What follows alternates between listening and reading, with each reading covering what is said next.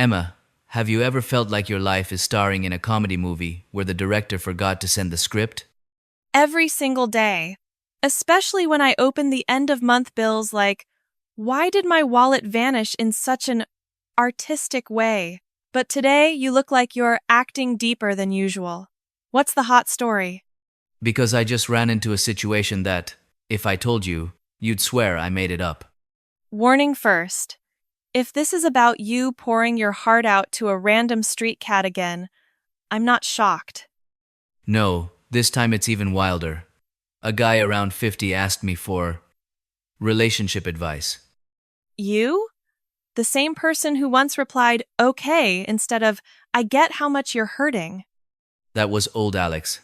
Now I've upgraded to mature, deep Alex, who drinks black coffee with no sugar. Sounds more like Alex pretending to have it together. All right, back to the scene. I was queuing for bread when the uncle turned to me, dead serious. Kid, if you like someone, but they don't know yet, what should you do? He definitely got the wrong person. I thought the same. But his eyes were staring at me like I was a 10-year relationship guru. Or maybe you just give off someone who's failed so much they became a consultant vibes. Thanks for the extremely subtle compliment. So what did you answer? I froze for a solid 5 seconds, brain speed running every romance movie I've ever seen. Finally, I said, you should just tell her. Classic safe answer. Zero liability attached. But he sighed and said, but I'm scared of getting rejected. Oh, that line has been released by everyone at least once. Right then, I felt I had to drop something truly profound, something that could change his whole life. And I announced, better to be rejected than to never know at all. you straight up copied 90% of the captions on social media. I know, but in the moment, it sounded amazing. How did the uncle react? He nodded slowly, then said, yeah, I think so too. Just wanted to double check with you. So he already knew the answer and just needed a stranger to confirm it for free? Exactly. I became the human version of Google. That's it? Nope, he kept going. Do you think I should buy flowers? Level up! I suddenly felt the pressure like one wrong word, and I'd wreck a 20-year love story. You're imagining way too much. I told him, yeah, flowers are always a solid idea. Sounds okay. Then he hit me with, what if she's allergic to pollen? Game over. My brain was literally buffering version 2. What did you say? I blurted out, then, buy bubble tea. Haha! From romantic prince to barista in 3 seconds flat. But he nodded like crazy, like I'd just revealed the meaning of life. Maybe he just needed an excuse to grab bubble tea. In the end, he thanked me, flashed a huge smile, and walked away. And you stood there wondering how deeply you'd just meddled in someone else's life. Exactly. I felt like I'd just completed a side quest in a game. Side quest. Relationship advice for NPC. Reward. 1 loaf of bread and a heavy dose of existential confusion. But honestly, I think this story is really sweet. I thought so too, until I noticed the plot twist. Which is? I told someone else, just say it, yet I stay completely silent like weak Wi-Fi. Ouch. That one actually stings. It made me wonder, why is it so much easier to give advice to others than to myself? Because when it's someone else's problem, you lose nothing. When it's yours, you could lose everything. That hits too hard. You sure you're not the one the uncle should have asked? If it was me, he would have gotten a 30-minute lecture and walked out halfway. At least you'd have long-form content. And you got bubble tea. Hey, don't knock bubble tea. It might actually save a relationship. Or happily make both of you gain weight. That's the true cost of real love. Sounds like an ad slogan already. Fall in love, get chubby together. You should start writing content, Alex. You've got a real talent for making people laugh without even trying. I'm trying to make them laugh on purpose. Yeah, but the accidental part is your secret weapon. Thanks. I guess. But seriously, if one day someone asks you that exact question, should I say it? What would you do? I'd try to follow my own advice. That sounds terrifying, Extremely terrifying. but also pretty exciting. Yeah. Like standing in front of a door and not knowing what's on the other side. Hopefully, not the electricity bill. If it is, I'm slamming that door shut immediately. So sometimes not knowing is actually a kind of peace. But that uncle chose to know. And you gave him the courage. Hopefully, or at least helped him pick the right bubble tea flavor. That's still a pretty solid contribution to society. I should add it to my resume. Relationship consultant specializing in beverages. Way more impressive than expert at procrastinating and overthinking. Hey, I'm just telling the truth. yeah, fair. But Alex, What? if one day you bump into that uncle again and he says, "It worked," how would you feel? I'd probably give a mysterious master-like smile and order another coffee. While screaming inside, "Thank God I didn't say anything stupid." Exactly. All right, your story this week was actually pretty good. Pretty good is the highest praise I ever get from you. Don't get used to it next week has to be even better. Pressure much? How's studying going this week? Want the sounds hardworking version or the brutal truth? Always the truth. It's sadder but way more interesting. Fine. I spent 5 whole days mentally preparing to study. Mentally preparing? Meaning you haven't actually studied anything? I did open my laptop. Wow, massive progress. I even opened the actual document. Stop, I'm about to cry from pride. Then I thought I should clean my desk first to focus better. While cleaning, I found an old notebook. Let me guess you read it and started reminiscing? Exactly. Lost 2 hours revisiting last year's goals. And realized none of them got done? Did you have to say it that bluntly? I'm just helping you face reality. One of the goals was stop procrastinating. Peak irony. After reading, I pondered deeply, then decided to take a break. Opened YouTube for Study With Me motivation. Watched 10 minutes, then spent an hour searching for pretty pens, made a detailed plan, and by the end of the day, I'd only studied the title for 20 minutes. A super productive day in the most creative way possible. But the next day, I was determined. Started at 8 a.m. 8:01. Checking my phone. 8:10. Still checking. Told myself, just 5 more minutes. Turned into 45. Then switched to reading news. So did you actually study at all? Yes, about 20 minutes. But the quality was top tier. What exactly did you accomplish? Read the title and the introduction. Deep understanding achieved. I don't know whether to laugh or start worrying about you. Same here. Alex, have you realized the actual problem yet? Yeah. I'm great at everything.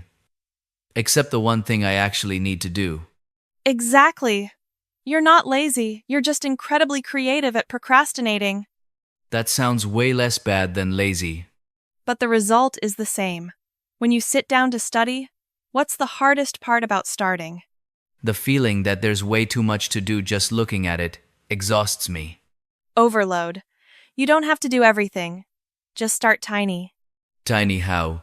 Instead of study 3 chapters, just read 1 page. Your brain won't freak out. And then? Usually after 1 page, you'll keep going. If not, at least you started still better than 0. That actually makes sense. Also, try 25-minute sessions. Pomodoro? Yep, 25 minutes focused, 5-minute break. Way more doable than 3 straight hours. I'll try. Today. Not, I'll try. It's today. The pressure is real. Do you actually want to change, or just keep telling funny stories? Both. Then start with studying. After that, you'll have even better stories. Story. I studied 25 minutes and survived. I'll be waiting for the good news. But Emma, how come you're always so in control when it comes to studying? I used to procrastinate too, but I don't let it drag on. I start first, motivation shows up later. That feels backward. But it works. Motivation isn't always waiting like a crush's text. And it never arrives. Tonight, try 25 minutes. If you do it, coffee's on me. Deal. But you have to praise me. I'll say, finally, you did the absolute basics. You don't know how to motivate at all? I'm keeping you from delusions. Maintain it for a full week, and I'll treat you to real coffee. I'll clean my desk. Right after studying. That's already progress. I feel like I'm growing little by little. Very little, but yes. You really have a gift for making someone both sad and motivated at the same time. It's my special talent. I'm starting to understand why that uncle didn't run into you. If he had, he'd have gotten a 5-step plan complete with deadlines. Even love needs deadlines? Everything should have deadlines. That's terrifying. But effective. Study first, don't come back next week with the exact same story. Next week I'll say, I studied 25 minutes. Don't skip steps. Emma, have you ever felt like you're just a side character in someone else's life? That question is both deep and a little time-wasting. I'm serious. Like when you walk past someone on the street, to them, you're just the person in the black jacket who walked by. Yeah, and to you they're the same. But maybe in their story you're the person who dropped the papers, a role that actually mattered. Everyone is the main character in their own world. True. I see other people achieving so much, and then ask myself, what am I even doing? You're sitting here drinking coffee and telling bizarre stories that counts as an achievement too. Doesn't feel very helpful. But it's true. Social media makes everything worse because everyone only posts the highlights. While we're eating instant noodles at 11 p.m. feeling, I should be doing something more useful. Perfect combo. Lately, I've realized the ordinary moments are the ones we remember longest. Like what? Like right now. Sitting here talking to you, nothing special. But it feels strangely comforting. You just described the most valuable afternoon ever. Valuable because it's real. No acting required. You act a lot? Sometimes. Pretending I'm fine, busy, have clear goals. So, I'm not the only one? No, you're just the one brave enough to admit it out loud. That makes me feel less alone. Good. Emma, if you could go back in time, would you change anything? Of course. But I don't dwell on it. Why not? Because if I change the past, who knows, I might not be sitting here with you right now. That line is actually perfect. I'm surprised I came up with it too. I'm saving it as a caption, credited to Emma Accidental Philosopher. Sounds official. I've got a few things I'd change too. Be less scared. Overthink less. You can start doing that from today. Yeah, but it's hard. Hard doesn't mean impossible. You always say stuff like that. Because it's true. I know, it just takes time. Time we have. The question is whether you'll actually start. Back to the starting part again. Because that's your cute little weakness. Can you be gentler? If I'm gentle, you'll just think, I'll do it tomorrow. Fair point. So I have to be a little annoying, but with love. Thanks for the loving annoyance. Anytime. I love conversations like this. They make me feel like I'm not trapped alone inside my own head. That's exactly why people need friends. Are you complimenting yourself right now? No, just stating facts. I do judge, but I keep it in my head. At least you don't say it out loud, often. Yet you're still here. Because I know you don't mean any harm. Exactly. If one day I actually achieve something big, what would you say? I'd say, finally you studied more than 25 minutes. You really can't change? Nope. And if I fail? I'll still be right here. drinking coffee and listening to your stories. It's really that simple? Yeah, sometimes just having someone listen is enough. That line deserves a caption too. You should start a page. Emma's quotes that Alex stole. I'll sue you. I'll split the profits. Deal. But seriously, thank you for always being here and pulling me back to earth every time I fly too high. Someone has to do it. And I'm glad it's you. Okay, that got a little emotional. Don't get used to it, I only say it once. I'm recording it. Delete that. No. Alright, let's go back to normal conversation. Finally, the familiar Alex is back. Yeah. Otherwise, I felt way too profound.